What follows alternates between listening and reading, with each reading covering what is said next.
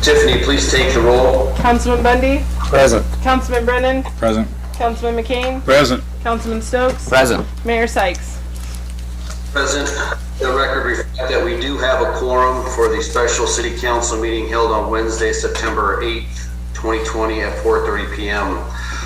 We're going to run down to item number 2, public comment. Before we do that, I'm going to let Councilor Schroeder explain, because I stuck this on here because of the last council meeting.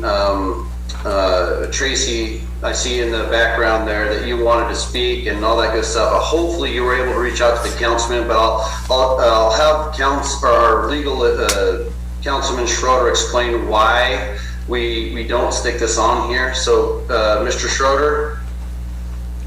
Thank you, Mr. Mayor. So the application that's before the council for deliberation for specifically planning and zoning recommendations and zoning and approving a PUD, there was a public hearing held at the Planning and Zoning Commission. There were public hearings held at the City Council meeting. Those public hearings are closed. That public comment and the receipt of information has been closed and is concluded, and the City Council can only make a decision based on information contained in the record that was received by them during a duly noted public hearing.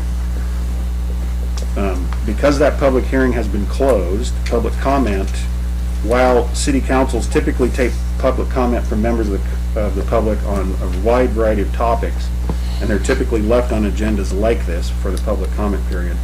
If public comment is taken here, it cannot be about the matter that is before the commission or the city council. So public comment can't be taken regarding this development. It would prejudice the applicant, and it would prejudice anyone else who did not have an opportunity. So there's as I was explaining to one of the councilmen and to the mayor, everyone who is here today and has an interest in this, but also everyone surrounding it, has a legal right to legal notice pursuant to the Local Land Use Planning Act. So they receive notice in the newspaper, and they receive notice in the mail, and the property is posted, and then that must be done 2 weeks before a hearing. So the period in which testimony could be taken has passed, is come and gone, and it's over with. And now it's time for this council to deliberate on the material that they have in front of them in the record. So that's why no public comment will be taken. This was kind of put on here erroneously when I was going over the agenda with the clerk earlier, because I hadn't initially planned to be here. If I caught that, it would have caused a serious procedural error that would have delayed or caused more serious problems. And so be restricted to that which is in the record. If you have more information that you want to present, you can give it to city staff, and they can help consider it. But you might give it to the public works director or the planning director. You know. So with that, that's your question. You can ask me a question, sure. So we've been at all the public hearings. Uh-huh. What happens when it gets done with that and then everything changes and it's not even what we were there to be able to comment on? Because every time there's another meeting, something changes. And you get different things from ITE or... New information. We get new information, so we never even had a Okay, chance. I'm not aware of any differences or new information. So there's a standard about a substantive change if the proposal that is before this body is materially different than what was presented at the city council, then that triggers a requirement for a new public hearing. And it's my information based on city staff that this is not materially different from that which was presented in the public hearing. And that would have been a legal conclusion that between Brock and Mr. Fitzer would have decided if there's a difference at all, if it's materially different, and that's a legal conclusion, that's a different issue. But it's my information that this is not materially different from that which you were able to testify on. It's very different. So Can you explain what a material difference is? yeah, so it's either something that completely changes, is changed from what would be a compliant or non-compliant with the ordinance or with the comprehensive plan. So I won't be able to access my property with a vehicle. None of us knew that stuff at That's the all public new. hearings. That's all new. That came about last week at this other special meeting. I don't know how to answer that other than the time for public comment on this is closed. So then, Jeff, why would we be able to submit written comments if they're not able to? If you have information, for example, that this body didn't have access to, the staff can take that and evaluate it and not. This body sits in a quasi judicial capacity, making a decision about private property rights, both yours and the applicants. And so if they have information in front of them that they've received at a duly noted public hearing, and that's all they're able to make the decision based on is those records. And that's all they've got, right? Okay. So, the standards for approving this are in the city ordinance, they're in the staff report, and they're in the comprehensive plan. There might be details to this that don't implicate the zoning ordinance. In other words, whether something's 4 feet wide or 6 feet wide or whatever, that's not a material difference.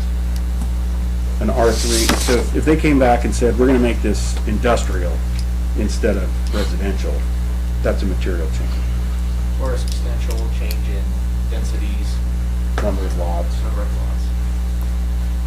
Mayor, Councilman? I got a question for Jeff. At August 26th, at the previous council meeting, it was August 26th, the council decided to have a meeting between the airport board, staff, the developer, and 2 city council members. Okay. Now, is that something we can add on to these things here? Of what was decided in that meeting? Did that meeting, what was the purpose of that meeting? So I don't know what happened at that working group. A working group, basically, a working session to see about adding more quieting noises to the property, to the houses, insulation type factors, water, possible roads accessing the property. FAA, Was the applicant present for that? yes. Okay. So did that, what in terms of the zoning ordinance did that information alter or impinge on? No, I don't believe it did. No, there was no zoning ordinance, there was no ordinances, only building and ITD and FAA. Questions were asked there. Okay. Then that's just a staff type meeting about the fine grained detail of the development agreement. Exactly. Okay. That's- Councilman, oh, sorry, who was that? That was me. Anyway, that was fine. Okay. Well, okay, so running down then, should we forego item number 2, Counselor, and then just run down to item number 3? Well, Mayor? go ahead. Sorry. I'm just I'd like to ask a question about, hold on, can I go? It's Councilman Brennan. Go ahead. I still don't understand the material change. And I know it's probably not a black and white definition, but to me, when I see a subdivision come and then throughout the working process, new roads are added for accesses and easements and private property rights have been identified since the first public meeting of possibly being taken away.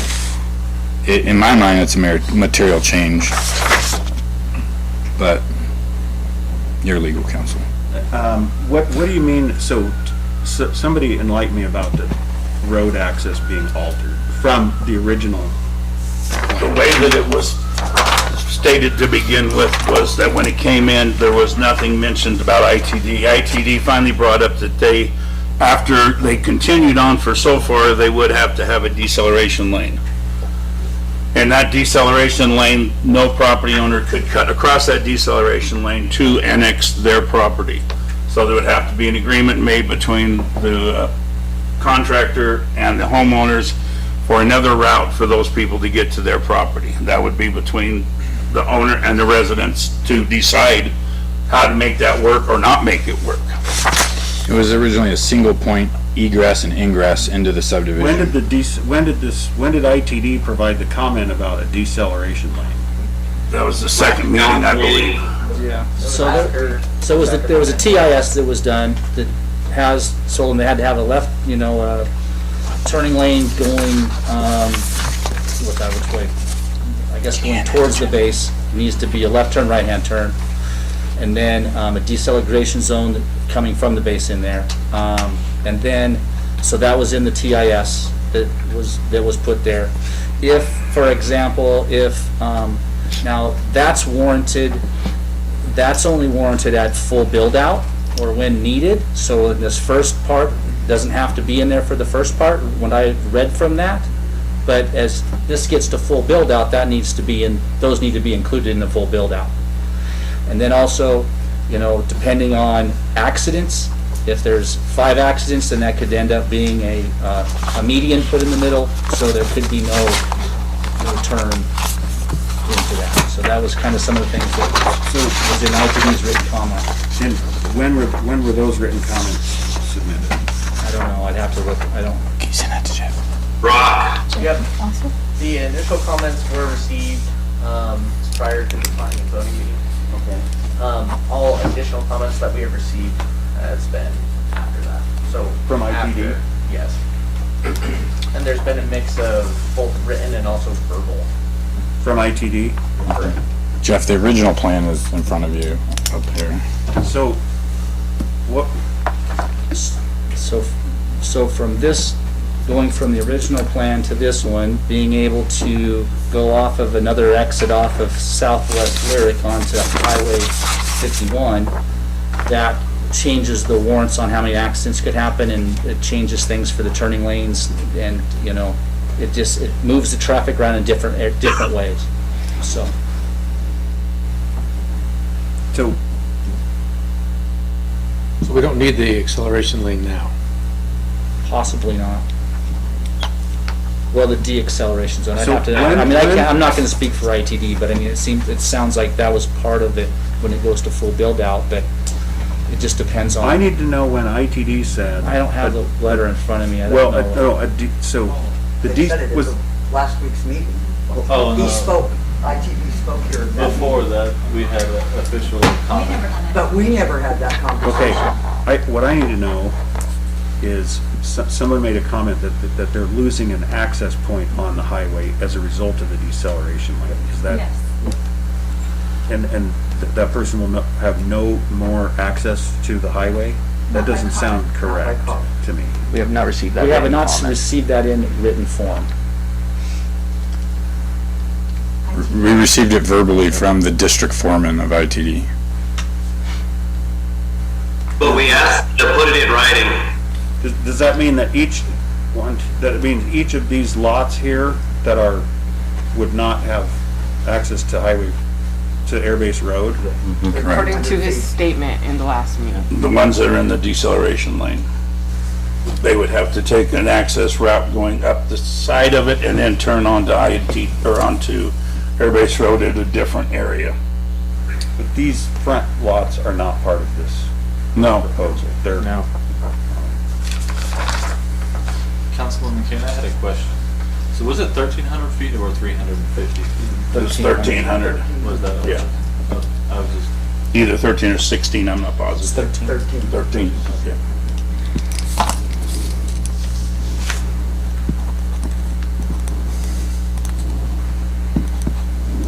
So that was in the initial part, and now they're saying that this goes away, the requirement for the deceleration lane?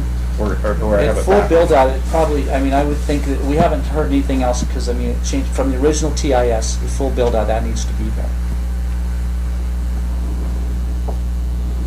Or substantial build out when it's warranted from ITD. So warrants are what run ITD.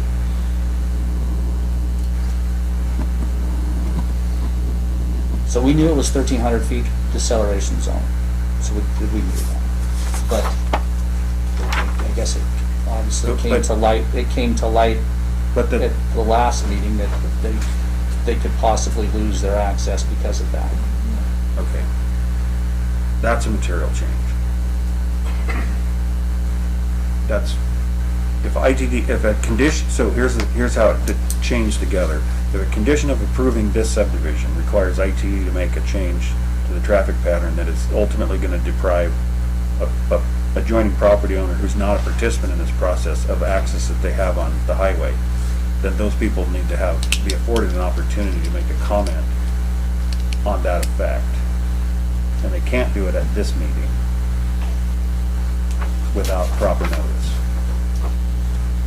to all the affected property owners. And it would be my recommendation that you send out, like today, and we'll schedule a public hearing so that these people have the right to comment on the effect that deceleration lane will have on their access to the property. If there is a deceleration. And we gotta get that from ITD, that's for sure. it's- I mean, Well, but It's this speculative. is the same thing, though. This would be the same thing as, so that information coming to light, and so I was talking to somebody earlier, it was you or somebody that, like, what kind of information would trigger the requirement to start new notice? This would be it, in my opinion. So we can't be, piecemealing, we can't take testimony from people here that would affect the applicant's rights and affect your decision without the proper legal notice required by statute. Posting, publish, and mail. We're gonna have a public hearing, we're gonna have everybody make comments about whether they think this is a bad idea or a good idea. That requires proper notice. Mr. Mayor, Councilman Brennan? I'll make a motion to table items 3 through 7 until a public hearing can be officially scheduled and held. Second. Mr. Mayor, I don't disagree, but do we need a motion and a vote based on a legal opinion? Wouldn't we just do it when we have all of our ordinances fulfilled? What do you mean by that? Do we need a motion to table something that we're tabling for a legal reason? Shouldn't the legal reason table it in and of itself? Hang on, Does that make sense what I'm saying, Mr. Schroeder? Can you hold on, we've lost Mayor. our connection. You froze. Yeah. It's the internet here. So if you're, I think it doesn't hurt. All right, Councilman Brennan, I heard you make a motion, but I didn't hear what it was. My motion was to table items 3 through 7 until a future date after a public hearing can be set and held. second. Based on the advice of legal counsel. Based on the advice of legal counsel. There you go. So there's been a motion and a second. Any further discussion? Hearing none, I'll call for the question. Councilman Brennan? All right. Councilman Stokes? Aye. Councilman McCain? All right. Councilman Bundy? Aye. Motion approved. Alrighty. Meeting adjourned. Sidebar. Thank you guys for allowing me to show up and be a halfway Zoom